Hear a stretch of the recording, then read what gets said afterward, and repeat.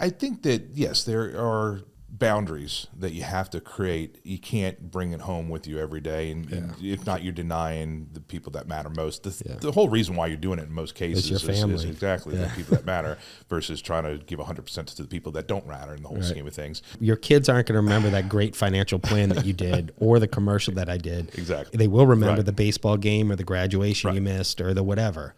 Welcome to Constructive Interference, where visionaries sharpen visionaries. I'm your host, Rufus Cressend, diving into the minds of those who dare to dream big and innovate boldly. Join me as we explore their stories, uncover their challenges, and learn from their journeys. Let's get inspired and sharpen our visions together. Welcome to Constructive Interference. Today we're talking with Jason Villemarette, founder and owner of Fire in the Bayou. Welcome, Jason, to the show. Thank you, Rufus. You bet. So now, Jason, you had told me at one point, and that, by the way, we're in the presence of a Hall of Famer here, a Hall of Famer in the world of world's finest chocolate. So please tell me that story, because I think it ties so much into what you were talking about with those early experiences that make you who you are today. My wife hates it when I tell this story. I love the story. Tell me. I can't hear it enough. Neither can she. So when I was a kid, you know, every kid gets to sell world's finest chocolate. I was at St. Catherine. And so we go home with a box of chocolate. And I believe it was my grandfather was like, "What's in the box?" And we were like, "Well, it's chocolate." And he was like, "What the hell are they giving you chocolate for at school?" And we said, "Well, if you sell this, you get this, you know." And he goes, "Well, what do you want out of this magazine?" And my brother picked the Betamax. That tells you we're aging ourselves here, dating ourselves. My brother picked the Betamax, which is for you, those of you who don't know, that's a predecessor to VHS. And those who don't know the VHS, that's a predecessor to DVD, which is a predecessor to Netflix. A lot of business interruption going on there. Oh my gosh. So then I'm just impressed. And I wanted the Atari. Again, we're dating ourselves. So I wanted the Atari. I wanted the Intellivision, man. Right. I wanted the Atari. That's what the rich kids had, is the Intellivision. Right. So I was like, all right. So my grandfather goes, okay. So the first day he took us to Lakeside Mall and we sold out of our 50 candy bars each. And the next day we went back and got more, and you could keep getting more. And then the next thing you know, we're down on Bourbon Street selling world's finest chocolate. And this is when you only had one span of the Crescent City connection. So the ferry was a big deal. So we'd go on the ferry and sell them. And it was just, but Lakeside and the ferry were the two big spots we would sell it. And my grandfather said, or someone told us, I believe it was my grandfather, told us that never walk up to someone with one candy bar in your hand. Always walk up with two. And he said, and never ask them if they'd like to buy a candy bar. Ask them how many they would like to buy. And I believe they were $1 at the time, and you got a free 2-piece of Popeye's chicken on the coupon on the back. So it was like you bought $1, you got a free 2-piece, drink inside. And that's back when Popeyes was Popeyes. Right. And that's when you would peel back the skin. Yeah, you see all that cayenne. Right, okay. I told my son about that. I was like, you got no idea, son. I said, Popeyes is definitely not the same. It's still got the same flavor. They just don't put as much of it in there. But anyway, so we end up selling a ton of this. And so back to never walk up with just one candy bar, walk up with two. And then never ask anyone if they'd like to buy a candy bar. Ask them how many candy bars they'd like to buy. And try to minimize the ones. Make them buy 5, and don't have change. Why don't you buy 5? I got 15, So if we were selling 1, we were selling 5, which brings me to the rule of 5s, which I use today, which is another principle I learned from being a child and being entrepreneuristic. So it turned out we were ended up picking up chocolate in a truck. Instead, it wouldn't fit in my mom's car by the time we got done. And we had sold more world's finest chocolate than any kids ever. And so the vice president of sales of World's Finest Chocolate came to our school, took a picture because we were the top selling school in the nation because of these two brothers. And he asked my brother how we did it. And my brother told him. He said, we never walked up to someone and asked them if they wanted to buy a candy bar. We asked them, how many candy bars would you like to buy? How many candy bars would you like to buy? You know, and then we always had more than one in our hand. We have 4. And the percentages, I don't really know them, but I just remembering is we were selling 4, and we don't have any ones, 15, Lord. You know, and it was just like you go into a car dealership, and if a guy was having a good month, he'd give you a Croca, you know, give you $100 and buy you out. And so yeah, now when the salespeople go to schools and teach kids how to sell World's Finest chocolate, they tell the story of me and my brother, and they tell the story about how many candy bars would you like to buy, and never walk up with just one in your hand. There you go. So that company is huge in that they use... I guess they got free child labor. Yeah, right? They get around that one. Right. Yeah, exactly. Well, they donate all that money too. Like the school gets portions of it and stuff. But, you know, being around, again, my grandfather and my mom and my dad kind of supporting us to do that was kind of lit the fuse, and led into cutting grass in the neighborhood, led into washing cars in the neighborhood. I live a couple doors down from a firehouse, so I would wash. The great thing about the fire station was there was a new round of chumps every day, because they every 24 hours you got a new crew. So I would wash cars there. So one guy owned some cabs, so I'd wash the cab every week. And then cutting grass, and eventually I had a pretty decent lawn company that I parlayed and sold to the other high school kid cutting grass in the neighborhood. Sold my lawns off to him, and then yeah, that was the beginning of starting businesses, I guess. So let's kind of pivot to your business. Tell us a little bit more about kind of what's going on at Fire the Bayou. What's top of mind these days? So I would say we live in a very interesting world right now where there's 10,000 digital messages trying to reach us in a day. We live in a very ad resistant world. Younger people even more ad resistant than we are. And so the idea of what we're trying to do is how do we make content that's relevant and mindful and meaningful in this ad resistant world? How do we keep people from hitting the skip ad button? You know, we produce television commercials. I've sold TV shows to networks. I've done web content, millions of views on YouTube, blah, blah, blah. But it's all about like what people are responding to now. And so, you know, trying to figure out how to make content that people want to watch that's associated with companies that doesn't, you know, make them feel like, oh, I'm skipping this ad, because no one gets anything out of that, not the advertiser, not the viewer. So, you know, so that's really what we're doing, and just having a real business. I think sometimes people view advertising now as like someone working out of their car, working out of their house. I mean, we have 7 employees that show up to work every day that do editing, and it's almost an around the clock organization. And you know, just having a functioning real business of like, where's that growth? You know, where are we move? Where's the ball going to be next year? And you know, staying ahead of it, because I'm a gig worker. If I don't shine, my phone doesn't ring. You know, if I don't move the needle for my clients, who are some of the biggest, you know, players in advertising in this part of the country, they can hire whoever they want. You know, Morris Bart, Rouse's, Sidney Torres, Tommy Oakland, they got enough dough to hire any marketing company in America and any video, you know, content production company in America. And, you know, all those guys have different financial planners, different lawyers, you know, different accountants. But the one thing that kind of unifies them all, and kind of the business community in New Orleans, if you like understand business, and that marketing is a pump for, Al Copeland taught me that marketing is the pump of your business. It is the pump. Don't mess with the pump. And that's how he used to always say that. And I hope Al Jr. sees this, because, you know, tip my hat to Al Sr. a lot. Of just being an innovator. And you know, when I was a kid, I could give you another notion of when I was a kid. I grew up in Old Metairie, and I told Al Jr. this story. I grew up in Old Metairie,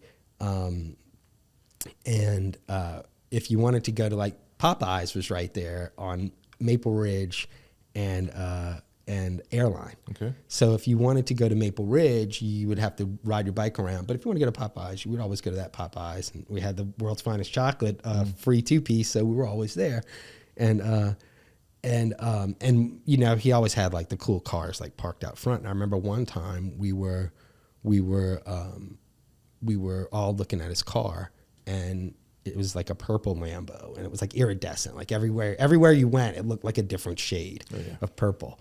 And he comes outside, and he was like, open the car door, let us see it, you know, look in it. He started it, revved up the engine, and he said, let me tell you something. We're all on our bikes, you know, banana seats, and, you know, like, I mean, it's like the wonder years, you know? And he's like, kids, if you work hard and stay out of trouble, right? And don't lie, cheat, or steal. You too can have one of these. Mm-hmm.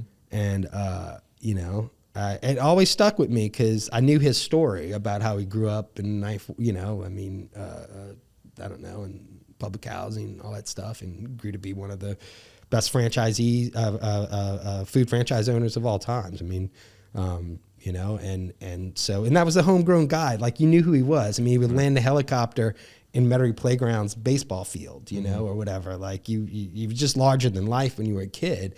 So kind of seeing that at the time that I was selling the chocolate, at the time that I was cutting lawns, I was like, shit. I mean, I haven't achieved his status, but I was like, I can do this shit too. He's not that special, you know? Yeah. No, I'm with you. Let me ask you, I guess, from a standpoint of, if you were, I guess, to get a visit from your future self, 5 years future self. From now, and they're coming back to give you advice today, what are some of the things they're telling you to start doing? What are some of the things your future self is telling you to stop doing that you're currently doing now? This is a lot like self-help at the moment. I would say my future self would probably say, I don't know, Rufus, I think he would probably say, good job, and why'd you wait so long to quit? You know, like, because you think I'm 46, I might have another, let's just say, hopefully 40 left in me.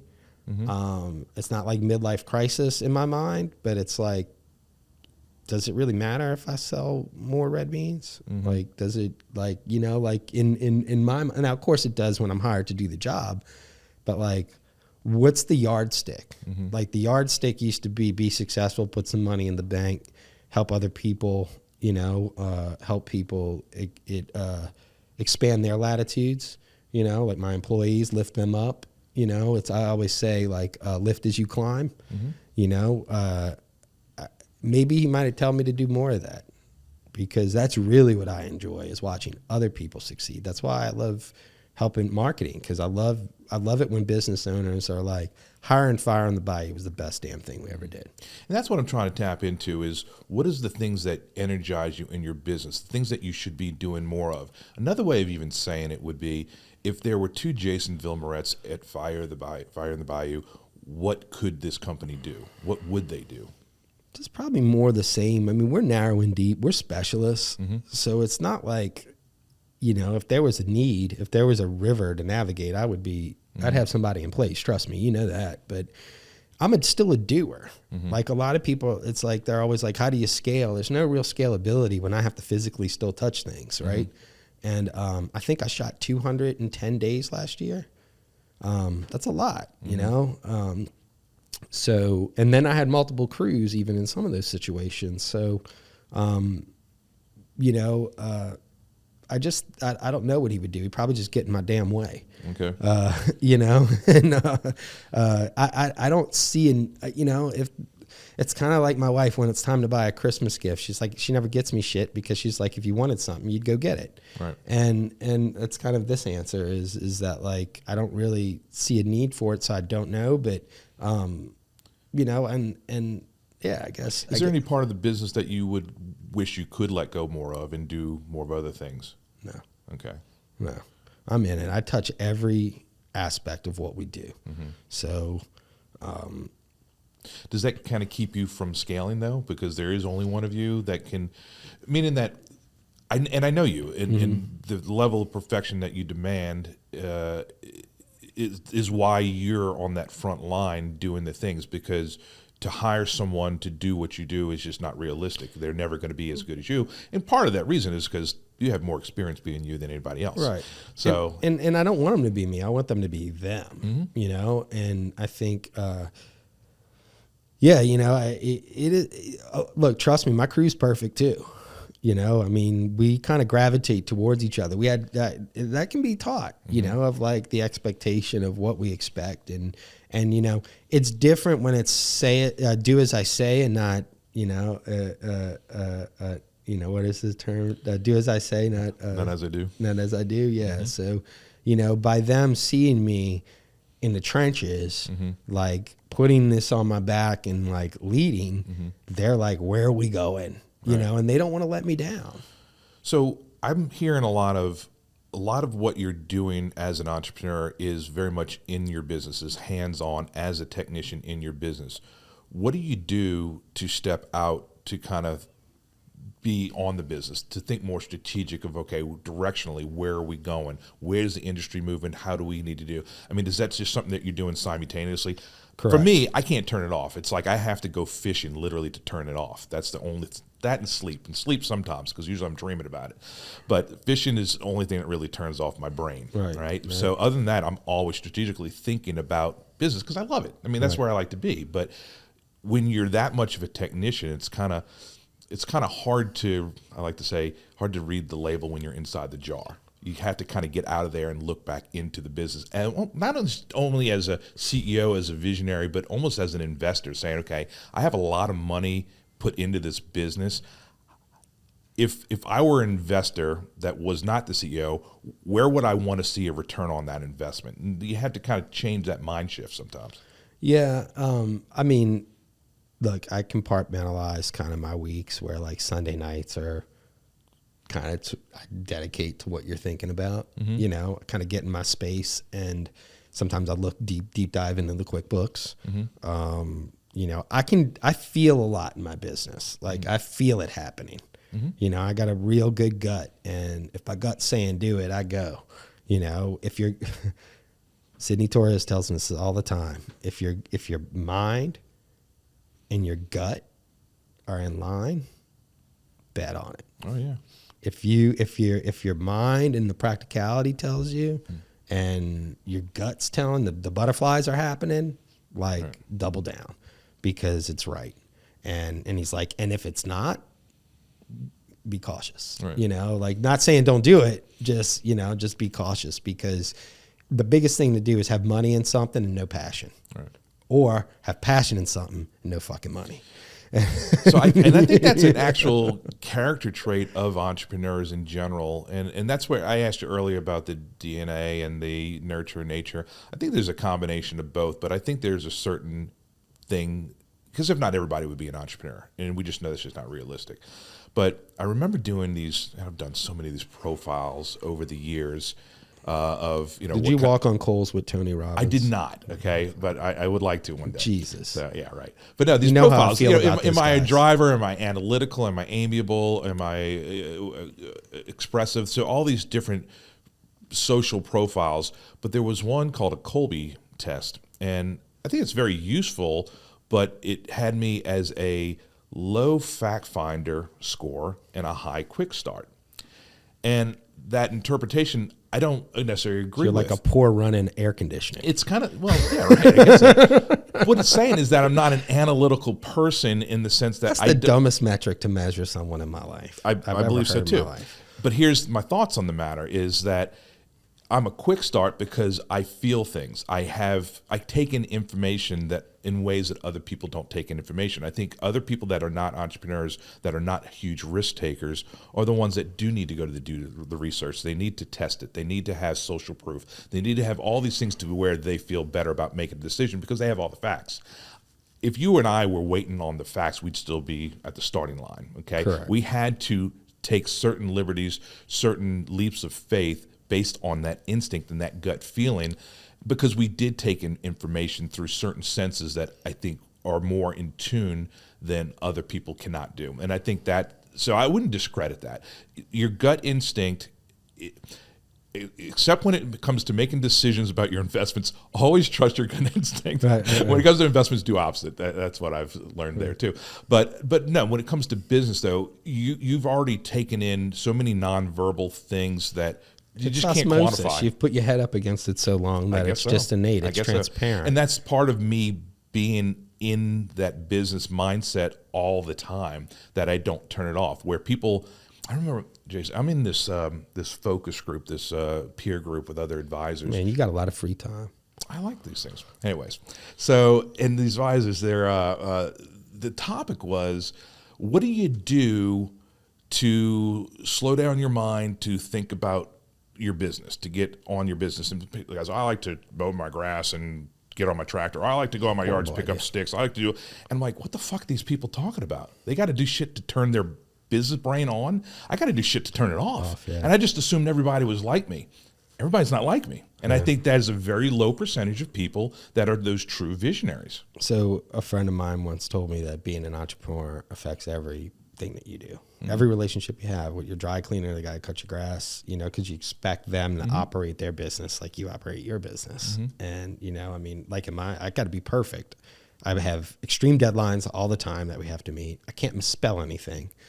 It's like, remember misspelling criminal in a criminal court judge spot one time. And it's like, but then I just saw a congressman misspelled on a congressional ad out of town. So, it happens, right? But they don't have spell check and editors necessarily. They do now, but not all the old schoolers know how to use it. But, so you get, you're asked to be perfect all the time. And I had with your wife, your kids, when I had children, that's where I learned to turn it off. Rufus, really, when I crossed that threshold at home, there's separation now. Because I used to work out of my house. And now that I have an office, it's like there's true separation there. And only if the phone rings or if there's a fire to put out, I'll jump back in. I have this weird ability to have a switch and just flip them like breakers. And I don't know where that came from. A lot of people, it's empowering sometimes, but sometimes it's self-deprecating because it's like I can just cut people off. And, it's a gift, but it's tragic too, because, sometimes where there might be ways for amends, I'm like, like it's over. So, I'm with you. I think that, yes, there are boundaries that you have to create. You can't bring it home with you every day. And if not, you're denying the people that matter most. The whole reason why you're doing it in most cases is exactly the people that matter versus trying to give 100% to the people that don't matter in the whole scheme of things. And I like to say in 50 years from now, none of this will matter. So no one's going to remember, your kids aren't going to remember that great financial plan that you did or the commercial that I did. Exactly. But they will forget the baseball game. They will remember the baseball game or the graduation you missed or the whatever. So I have created those boundaries, and even my two daughters work in my business, so even when they come to dinner, we don't talk business, which it would be very easy for us to flow into what happened today or whatever drama du jour What's happened. Jason's problem? Jason fucking called me again, Jesus Christ. I wish I was joking. Anyway, so no, but at dinner we just don't do that. But it doesn't mean I've turned my brain off. It's still there. It's still kind of idling in the background, but I can still be present. And I think that's how I've worked it. The most important business you run is your family. Yeah. And without that, those are the people that bear the burden of the entrepreneur. It's not. And employees. And because, they put up with a lot of shit, my family in particular, for what I do. My daughter always says, we can't go anywhere without you start knowing someone. And, and like she hates it because she's like, can't we just sit down at our table? Why do you have to shake 5 people's hands before we even sit at our table? Because I'm kind of a big deal. Right. And that's not what she wants to hear. She's like, you make more Spark commercials. They suck. She says, I know I struck gold, though, when I do something where her and my wife say, wow, you did that? That's when I'm kind of like, aha, all right, it works. Right. There you go. It works. But, it's, yeah, I mean, we're lucky to be entrepreneurs. You bring it up to like, if people are good enough to work for you, they're good enough to start their own business. That's how I feel. And I think you have the same expectations out of the people that work for you as I do for me. And I want those people who have that entrepreneuristic attitude, because I work for them. I could probably quit doing this and do something else and go be a greeter at Walmart, and like, or I would love to do loss prevention and catch shoplifters. I don't know why. I just think I would be good at it. There you go. And so that's my retirement plan. I'm gonna go work at Walmart and do loss prevention.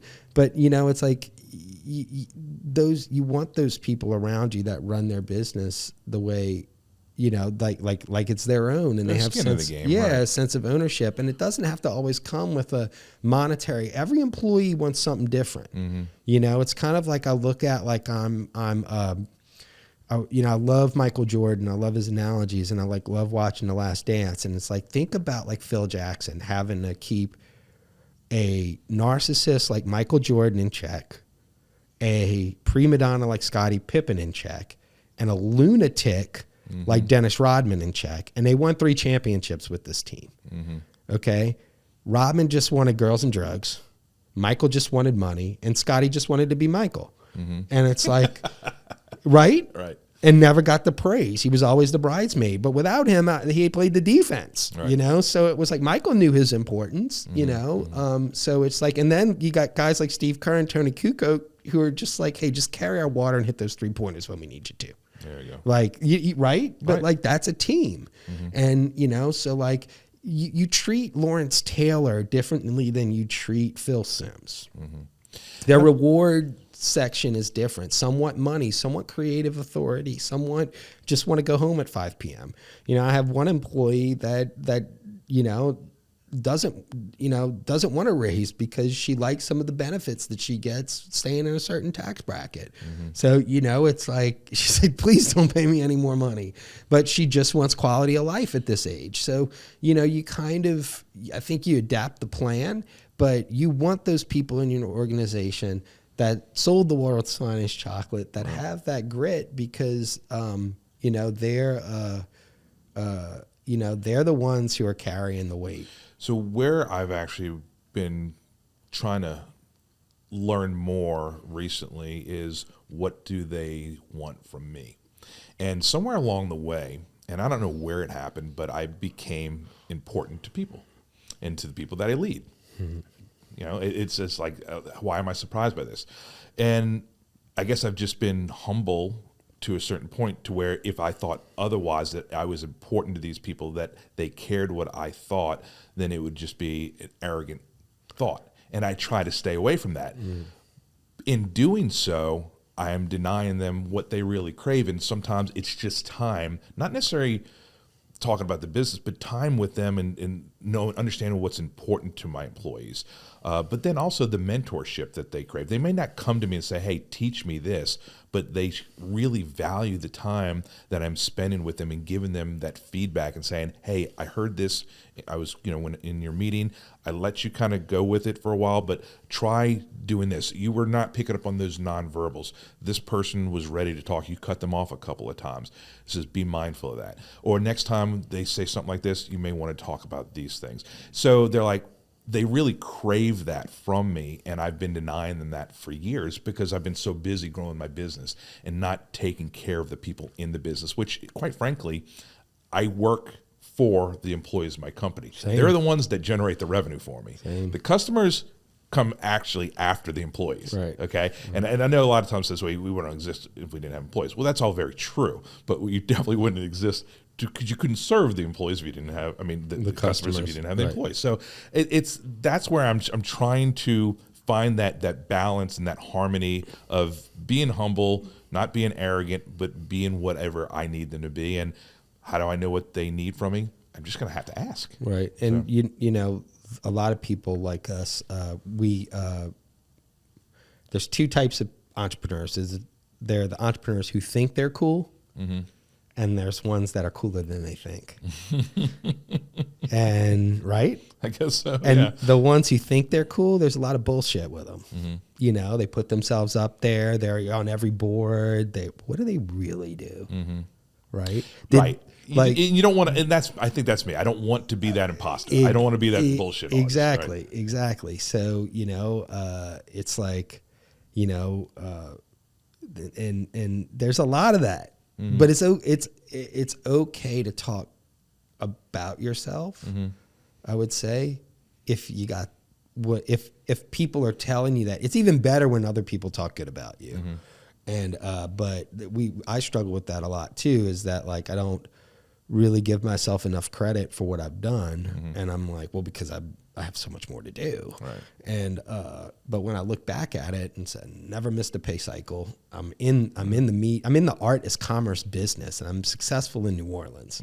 Like I'm in advertising, and I've been doing this, you know, since '96, right? And it's just that, and I give this to any entrepreneur: work hard and just do it longer than everybody else, because everyone else is going to quit. Because it's hard.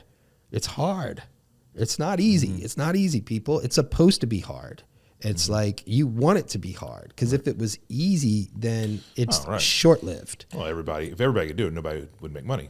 Right. And that's and you know, revel in that of that hardness, because, you know, of that difficulty, because that's where you make those chops. It sucks. It sucks being in year 5. It sucks. It sucks being in year 10. Right. You know, but year 15, you start looking back at yourself and you're like, hey, you know, it's like, I might have done this right. But so many people quit at year 10 and like, I'm going to go do something else because I wasn't successful at that. I'm spinning my wheels. I'm going to sell my company for a fire sale, or I'm just going to go into real. You know how many people in the film industry after Katrina went into real estate or construction? And then only to come back into the film industry when the tax credits kicked up. Now they're going down again and they're going into construction. Well, you haven't built either business. Right. Because you quit doing the construction, and I get it. You go where the money is, but like the money isn't always in your business. Sometimes you just got to hold on, and it's like the storm's going to stop and then it comes back. It's that 80-20 rule of business that says you've put in 80% of the work, but you've only seen 20% of that results. If you could just put in that last 20% is where that 80% of the results starts to flow in. And that's, I mean, 80-20 can be applied to so many different things, and I think this is one of them, but most people will not even get to that 80 because they won't say, look, I'm doing, something's out of balance here. I'm working this hard. I should have had something by now. Correct. And I think that's the foundation. Like no one gets the reward for the foundation. And that's just that iceberg. I know there was a meme years ago. It was like, you know, there's so much beneath the surface that no one sees. They only see the little bit that's at the top. It's the duck on top of the water, and underwater it's paddling ferociously, right? Right. It looks graceful on the surface, right? But the my business, at some point, I remember, you know, it was all about get a new client, new business. You got to grow the practice, and so on. And then at some point, it's just the light switch flipped, and now I'm getting these call-ins and saying, hey, I need to have a meeting with Rufus. I was told that he's really good at what he does, and this person referred me, and I need to bring all my money to him. Okay, so like, how did that happen all of a sudden? And in my meetings, I start these engagement meetings saying, tell me again who referred you.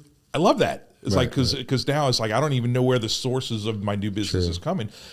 That didn't happen overnight. I've been doing this for 27 years. So now I'm trying to leverage that and start moving upstream and working with more of the business owners and the entrepreneurs. And that's, like I said, that's more fun for me. But anyways. Jason, let me share this with you, and whether this makes the edit or not, it's not relevant. I've always valued you as a client, not necessarily for the business that you bring to me, is because of your expectations of service, your expectations of that 100% of how you run your business is what you expect. And I've always known, if we can make Jason happy, we're doing good things. And it's not meant to be a bad thing. I think that you never change that about you. I love that about you. I really do. And when I know that if I'm screwing something up or if something's not meeting your level of expectations, you're going to tell me. The problem is I might be missing those expectations with other clients, but I will never know about it. You know when I'm going to know about it? when they leave me. And Right. I'm going to be scratching my head. Why did they leave? I have no idea. And if I didn't care, right. I would leave. Oh, yeah. If I didn't like given you so many reasons. Yeah, you tried to leave. fire me like a few times. But, yeah, definitely no shortage of reasons for leaving. No, but yeah. and that's just running a business. I own one too, so I get it. And and a lot of things are out of your control because you're working with federally regulatory bodies and processes and things like that. And I think that when you get to a certain level, right, the level of expectation, just everything. Is like when you're at the Mercedes dealership, it's different than when you're at the Volkswagen dealership, I mean, we're high level dudes and I want you to succeed and I want you to have more guys like me on your roster. And I want you to, I want you to, and I'm not doing it like I need a coach Rufus or like you need to know these things. I just took a wrestling team to Louisiana. Team Louisiana, a few kids to Pennsylvania to wrestle. And, the coaches and stuff don't have kids and, the coaches aren't planning the travel and stuff necessarily. And it was a lot of money. And I said, the reason we're forfeiting 5 weight classes is because you guys don't realize it cost me $3,500 to get up here. And I'm only one kid with 2 rooms, And so some of these people had multiple kids. And I was like, this is a very expensive undertaking. It's like travel baseball level, right? Wrestling's supposed to be cheap and inexpensive. So I had to kind of tell them like, because these 26-year-old, 25-year-old coaches would have never known, that, dude, this is expensive. This is why we need to get more organized.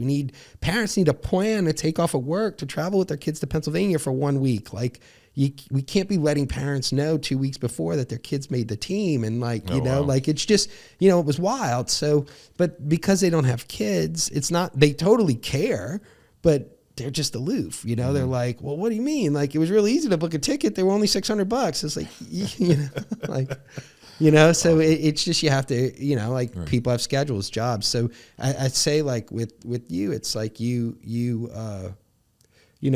I want to hear it from my clients. Like if there's a problem, tell me immediately, and I'm okay taking dude, I get the tongue lashing all the time when people don't perform. It's not often because we're pretty tip top. Like, the level of expectation over there at Fire on the Bayou is very, very high. And, but every once in a while, some things can get somewhat sideways. Sometimes our fault, sometimes not our fault. But either way, we're going to pay. Right. Someone's got to give you a hard time, Rufus, because, you are one of the 5 people in my life that tell me the truth. And everybody needs at least 5 people in their life that tells them the truth, right? Right. Because everybody else is going to bullshit you. Right. Everybody, that's true. You give me unconditional love, brother. It's true, man. I would. I do that. All right. I want the audience to get you know, and I know you pretty well, but there's still a lot of things I don't know about you. So we're going to have a little fun just for a couple of minutes. I'm just going to ask you some rapid fire. You can pass if you want to pass, but just don't think, just answer first thing that comes to mind. So I'm going to throw some questions at you. You ready? Right. All right. So we'll start with an easy one. You're a morning person or a night owl? Both. All right. What's your guilty pleasure movie? Patton. Okay. What superpower would you choose if you could? I'd love to be invisible. Ooh, that's actually mine too. What would you do if you were invisible for a day? All kinds of shit. I know. This is not. I can't even think of the list. Of creepy shit. All right. What's your biggest pet peeve? Tardiness. All right. Cat or dog person? Dog. Although I have 2 cats now, and they're like rappers or gang members. I kind of like them. They kill shit. that they do. that they do that for fun. They'll play with it for a while. Well, yeah. And kill it, but yeah. Do you cry at movies? No. All right. Do you prefer reading books or listening to books? I'd say reading. If you could be a certain age for the rest of your life, what age would you choose? I'd be either like 6 or 36. Okay. Maybe 26, I guess. Yeah, 26. 6 or 26. 30s was kind of cool for me. Nothing really hurt there, and I wasn't. And I had, you're right, 30 or 6. But I had never really thought about that. If I can go back to being like not high school. High school was like sucked. 6. Yeah, well, you just didn't. You just climb a tree and then pee on it. I remember we'd go out. We'd go across the levee and we'd get these big ropes that they used to tie down the ships at the docks. They'd wash up on shore. We tie them to these trees. I would just go to these empty lots. We tie them to these trees and swing from these ropes all day long. Like I said, climb a tree and pee on it. Favorite holiday? Favorite holiday? I'd say 4th of July. Okay. Yeah. What's the worst fashion trend that you ever participated in? Probably Z Cavaricci's. Oh my God, I was going to say the same thing. Did you have like the little belt that you wound up looping down? So stupid. Or like generic Technicolor shirt. I wear Coca-Cola shirts though at one point. So that was cool. They came.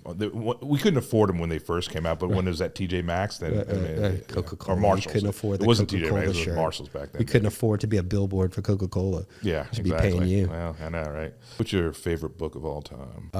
The Book of Five Rings. What's that one? It was the predecessor to Art of War. It was written by Miyamoto Musashi. He was the greatest samurai who ever lived. Okay. Jason, thank you so much. It's truly been my pleasure for you to be here and be my guest. I think the world of you, and I had a lot of fun today. So you want to let the audience know how they can reach you or anything or how to contact you?